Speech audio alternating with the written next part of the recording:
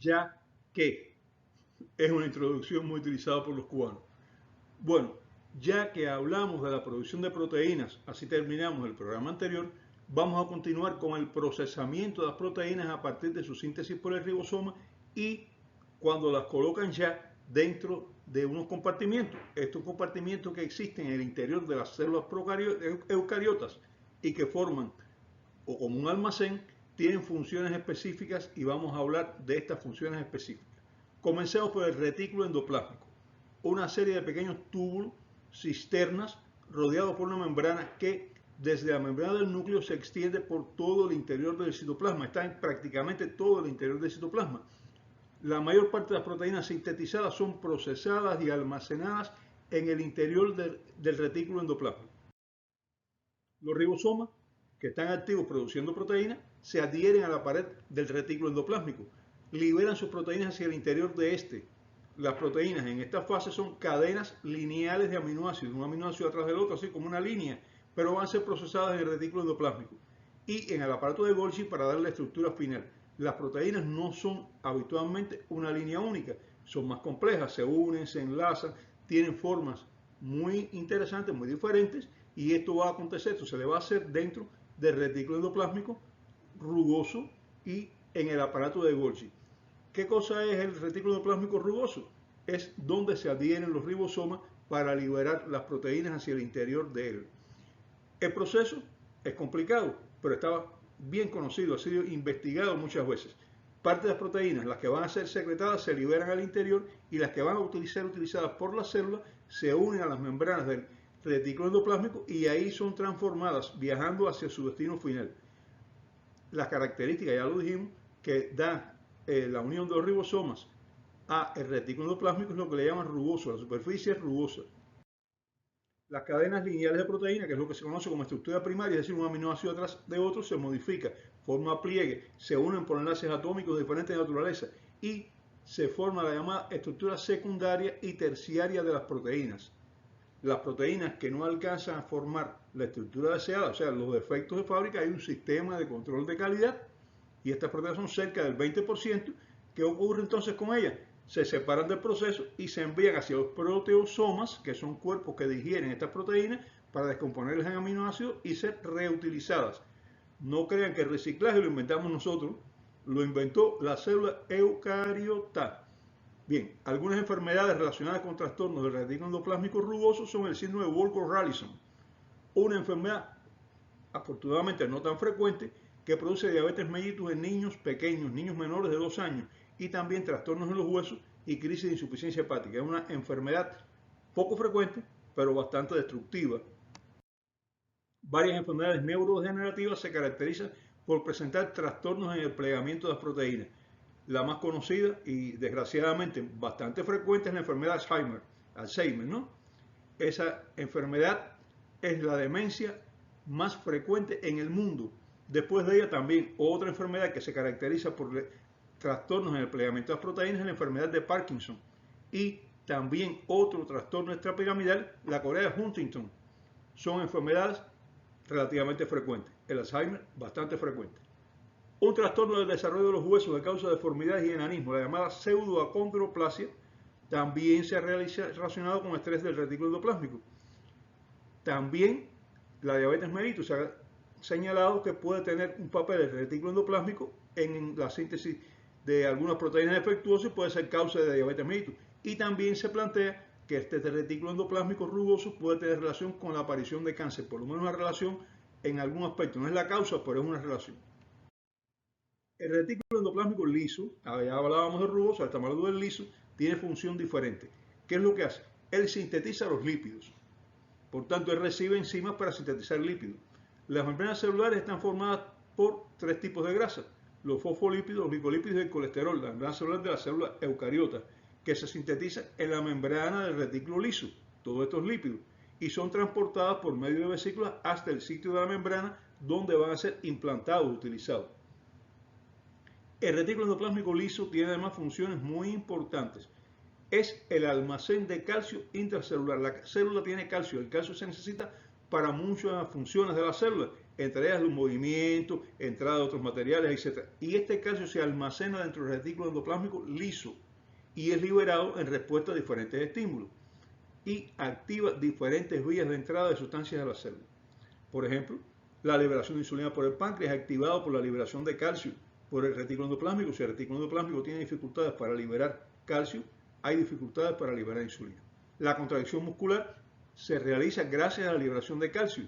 Sin este depósito, los movimientos musculares serían muy poco probables. Además, almacena otras sustancias como la glucosa 6-fosfato utilizada para la producción de ATP. Es la glucosa que ya ha sido preparada para ser utilizada. Muy importante es la función que tiene para eliminar compuestos tóxicos. En el hígado y los pulmones metaboliza el alcohol, metaboliza drogas, medicamentos, por ejemplo los barbitúricos, y tóxicos internos y externos. Una enfermedad relacionada con el acúmulo de grasas en el hígado y con el trastorno de funcionamiento del retículo endoplásmico liso es la esteatosis hepática, lo que se llama hígado graso o grasa en el hígado un poquito más comúnmente. La esteatosis hepática, que se observa en muchas personas, obesas, sedentarias, etc., tiene relación con mal funcionamiento del retículo endoplásmico liso. La mayoría de las proteínas que son procesadas en el retículo son transportadas por medio de vesículas. ¿Hasta dónde? Hasta el aparato de Golgi. ¿Qué es el aparato de Golgi? Otra estructura de membrana que va a rodear cavidades también y donde se van a hacer una serie de procesos metabólicos de las células, sobre todo sobre las proteínas. Aquí son reprocesadas, se revisan, se terminan, se completan los detallitos y se distribuyen hacia su destino final. El aparato de Golgi, además de darle ya el visto bueno final a las proteínas, va a participar en la síntesis de lípidos, sobre todo de esfingomielina y glicolípidos. ¿Qué importancia tiene esto? La esfingomielina es un componente importante de la vaina de mielina en los nervios mielínicos y la deficiencia de este elemento, la mielina, va a causar trastornos neurológicos severos, muchas polineuritis, enfermedades degenerativas neurológicas, etc., están relacionadas con trastornos de la esfingomielina y la esfingomielina se produce en el aparato de Golgi. Alteraciones del aparato de Golgi también están relacionadas con enfermedades neurodegenerativas, como el Alzheimer, el Parkinson y las ataxias hereditarias, ya hablábamos de eso. O sea, no solamente se relacionan con retículo endoplásmico, se relacionan también con aparato de Golgi, porque en los dos lugares se va a conformar finalmente la proteína y estas proteínas no pueden. En estas enfermedades pues son proteínas que están alteradas, no tienen una conformación adecuada. Las vesículas de transporte son muy importantes para trasladar proteínas y lípidos entre los diferentes órganos de la célula. Es como los camiones, ¿no? Ellos las llevan del sitio de origen hacia el lugar de destino final donde va a ser utilizado. La membrana que forma estas vesículas de transporte es igual al resto de las membranas celulares, todas ellas son muy parecidas y eso les permite unirse, fusionarse a la membrana celular para recoger o descargar productos que transporten. Ellos pueden llevar hasta la membrana celular y liberarlo, o pueden recoger algunos tipos de productos que han pasado por la membrana celular. Las alteraciones de las vesículas citoplasmáticas pueden causar enfermedades como la fibrosis quística, que causa insuficiencia pulmonar y hepática, la retinosis pigmentaria, la hipercolesterolemia familiar, que es un aumento del colesterol en el organismo y es hereditario, el albinismo, que en África es muy frecuente, y otras enfermedades congénitas menos frecuentes que también se han relacionado con estas vesículas de transporte. Entre los organitos celulares tenemos los lisosomas. Son órganos sumamente importantes para el metabolismo celular. Son órganos rodeados de membrana y contienen dentro de ellos alrededor de 50 sustancias químicas, enzimas capaces de degradar cualquier molécula orgánica. Ellos son el aparato digestivo de la célula, los lisosomas. Estos lisosomas reciben cualquier cosa y lo destruyen. Por ejemplo, entre ellos tenemos los proteosomas, que son lisosomas dedicados a degradar proteínas, ya los habíamos mencionado, pero pueden haber de muchos tipos de lisosomas también. Ellos actúan en tres formas principales. En la endocitosis, este proceso se produce porque una célula capta material del exterior por medio de la formación de una vesícula por la superficie celular, introduce el material captado al interior de la célula y a esta vesícula, que es una vesícula endocítica, una vesícula que se formó con la membrana externa y que tiene material exterior dentro de ella, se van a unir los lisosomas y entonces vierten su contenido dentro de esta vesícula, digieren, por decir una palabra que sea más expresiva, el contenido que está dentro y entonces una vez terminado el proceso se absorbe lo que se va obteniendo y lo que queda, los restos, se une a la membrana externa y se evacúa al exterior como desechos de digestión.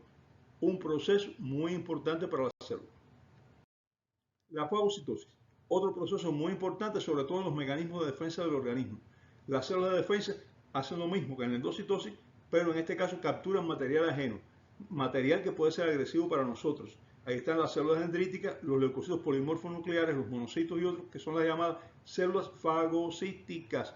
Captan el agente agresor por medio de una vesícula fagocítica, igual que la vesícula endocítica que habíamos hablado, pero en este caso es para captar material extraño, agresivo para nosotros. Lo interiorizan y lo digieren. ¿Cómo lo digieren? Por la unión de las vesículas de los lisosomas a la gran vesícula fagocítica. Esta es lo que se conoce como vesícula fagolisosómica. Bien, y en caso de las células que son capaces de procesar antígenos, ellas seleccionan también aquí la estructura que van a presentar, lo que se conoce como antígeno, y ese proceso ya es más complicado. Vamos a hablarlo cuando tratemos el tema de inmunidad, pero precisamente gracias a estas vesículas y la digestión del material extraño es que se puede aislar el antígeno. En tercer lugar tenemos la autofagia. La autofagia es un proceso que se conoció hace no tantos años, ¿no? 20, 30 años más o menos, y es muy importante para la célula. Consiste en formar una vesícula interior que va a separar partes de la célula que se han dañado, que no se pudieron reparar, se dañaron, no se pudieron reparar, las engloba en una vesícula igual que las anteriores, con una membrana igual que la membrana de la célula.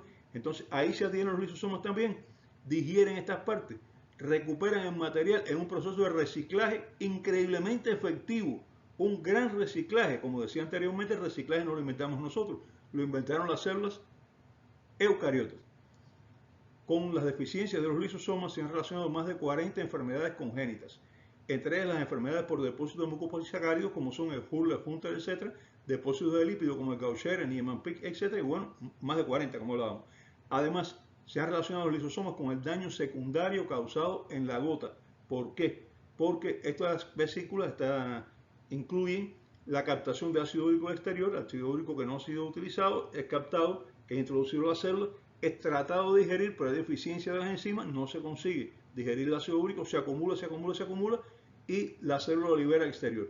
Y ese acúmulo de ácido úrico va a producir inflamación, daño celular y, por tanto, va a producir la gota, la famosa gota tofacia, que es una artritis que tiene su componente exterior, pero tiene un componente también de trastornos en cuanto a funcionamiento celular.